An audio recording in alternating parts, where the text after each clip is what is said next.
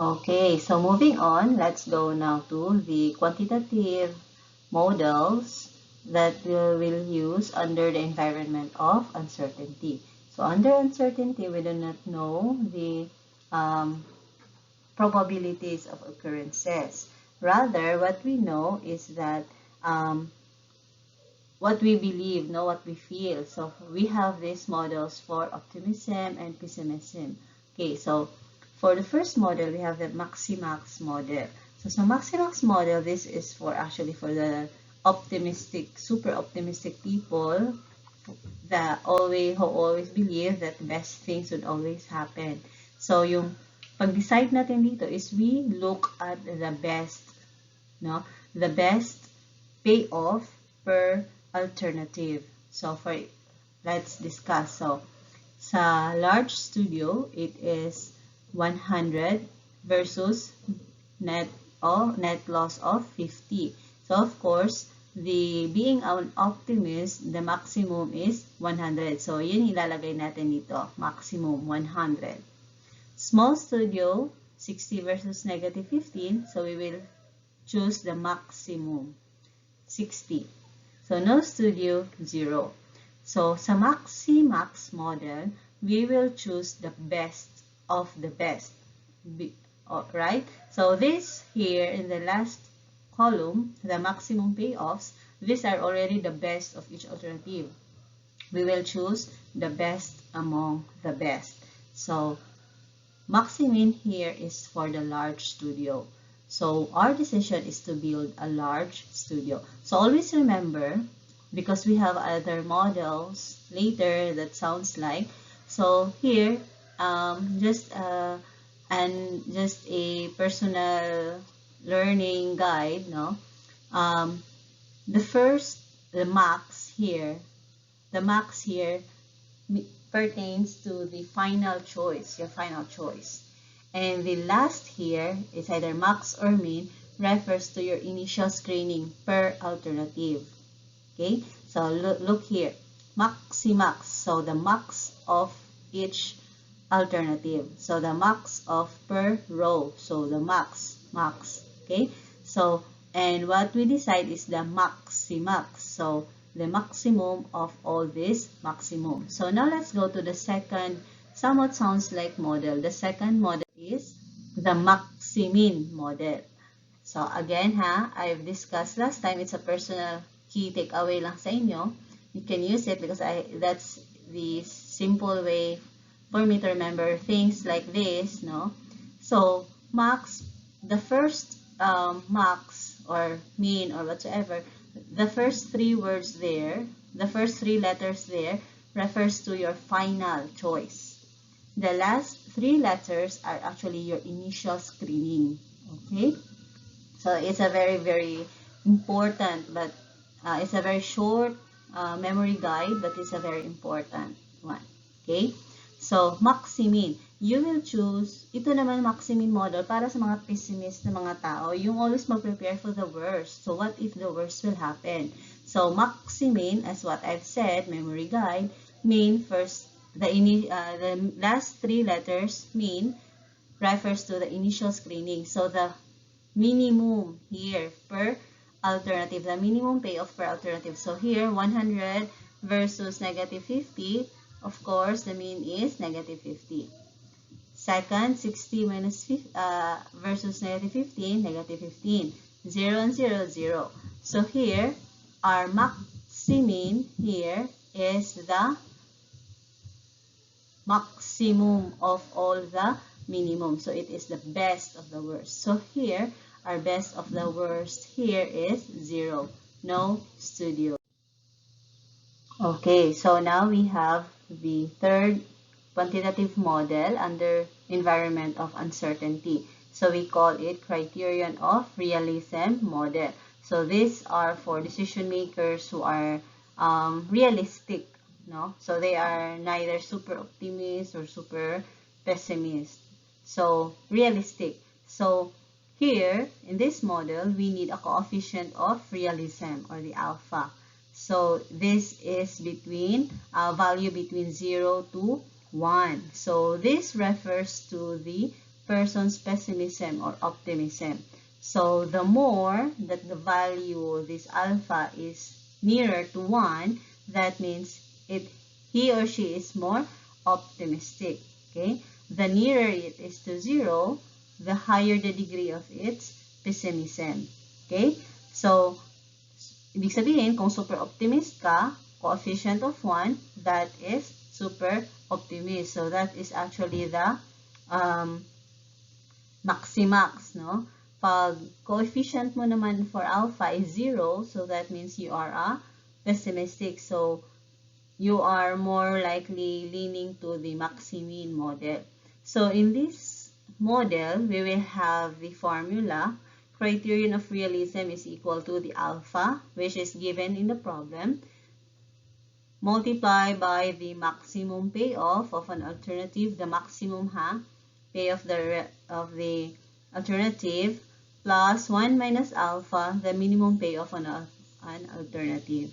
Okay, so here in this same problem, for the first alternative, constructing a large studio. So, makikita natin dito that the maximum payoff is that of 100.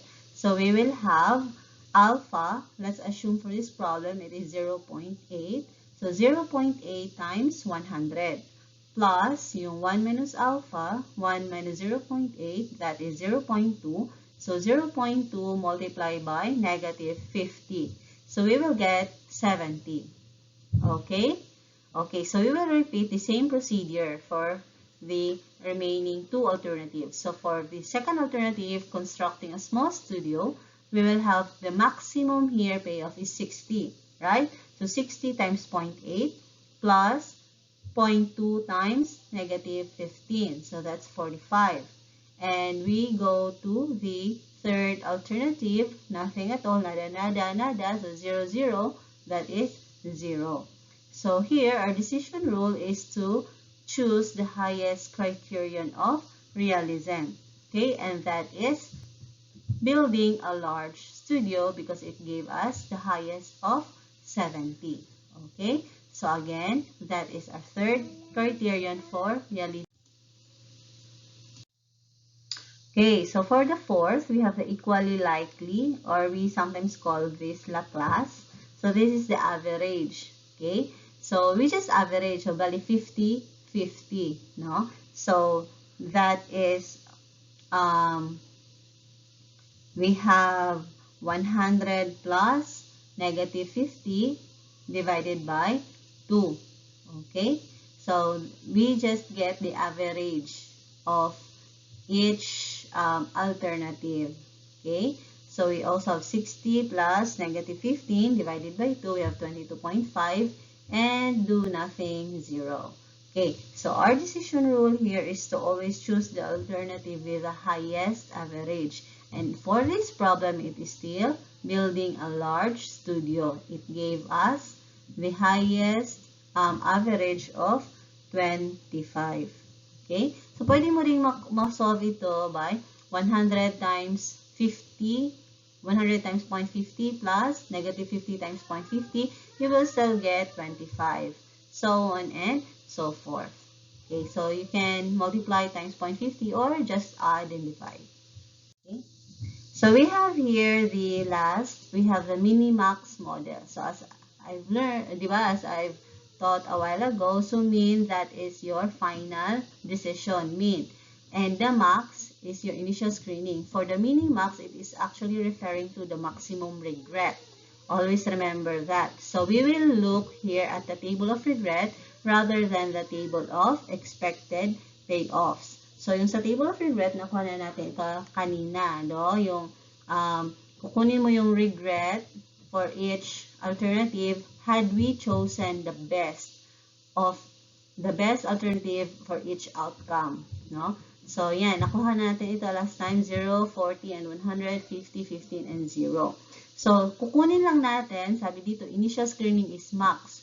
Kukunin mo yung maximum regret for every alternative. So, 0 versus 50, the maximum regret that we can have is 50. 40 versus 15, maximum regret we have is 40. 100 versus 0, maximum regret natin is 100. So again, mini-max. Max here refers to the initial screening, which is actually looking at the maximum regret. Now, we will look at the model, mini-max. So, ibig sabihin, tinitingnan natin yung minimum, the lowest value of the maximum regret. Okay, so here, again, mini-max. Our final decision is min. So, it is the minimum, the lowest value of our maximum regret. And that is 40, creating a small studio. Okay, so now we have the expected value of perfect information, or this is actually EVPI. Okay, so EVPI. So example, no, you will have a fortune teller, though we do not generally believe on them in our different, depending on our different background. So example lang that someone with a very perfect information will tell us, no, what will be the outcome, but for a price. So how much will we pay for that information? That is the expected value of perfect information. So this is the maximum amount that we will pay for such information, for such perfect information. So to get this, to derive this EVPI, we need first to get the expected value with perfect information, or the EVWPI. So we have here the formula, the summation, no, of the best payoff in every outcome multiplied by the probability of the outcome. Okay, so outcome, so again, dalawa lang yung outcome. So again, we only have two outcomes. So the outcome for a favorable market has a probability of 60%, and the outcome for an unfavorable market has a probability of 40%. So the best payoff in a favorable market is that of 100. No, looking at the given sa problem.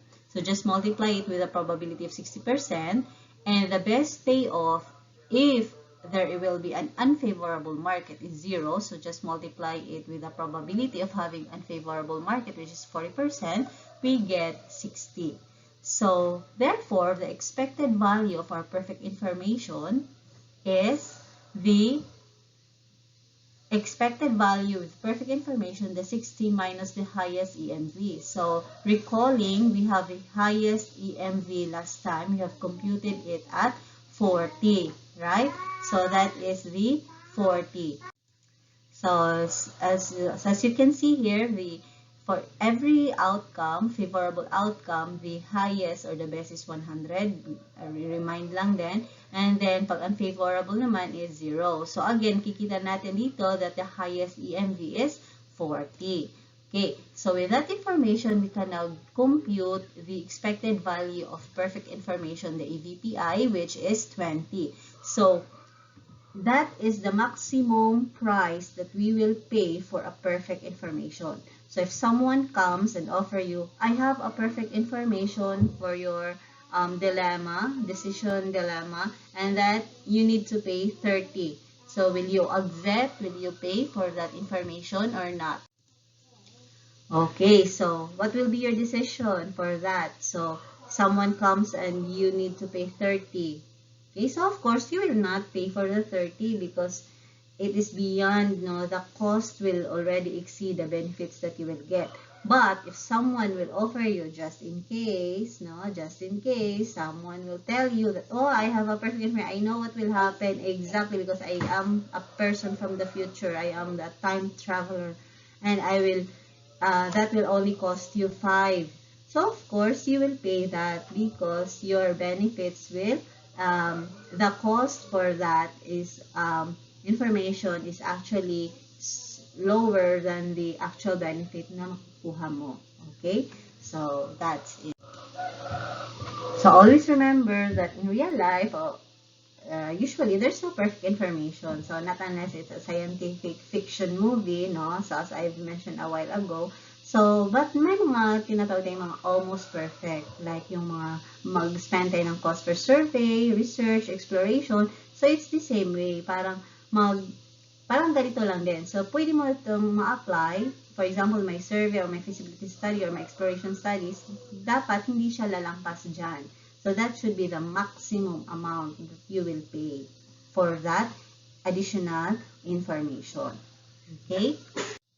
Okay, so now we have the simple decision tree. So actually, decision problems can be shown in a decision tree.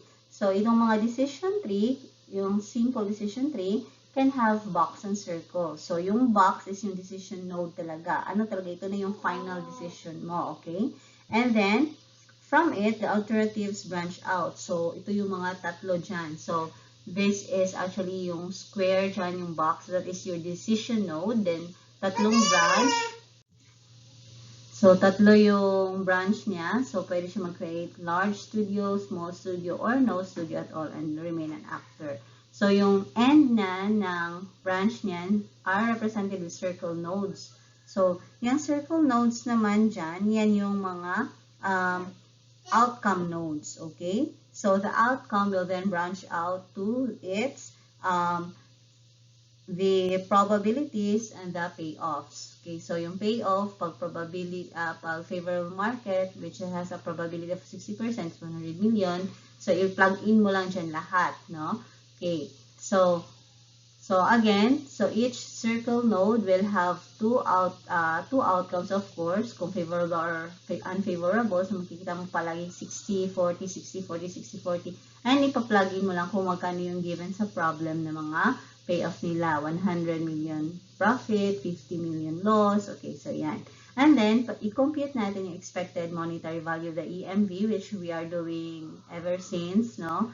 Start of the lecture. So, pa-plug in natin si 40 million, 30 million, and the 0. Okay, so, yung pipiliin natin is, of course, the highest EMV, the highest expected monetary value. So, ito yung iba-box na ilalagay natin dito sa box, indicating na it is the decision with the highest EMV.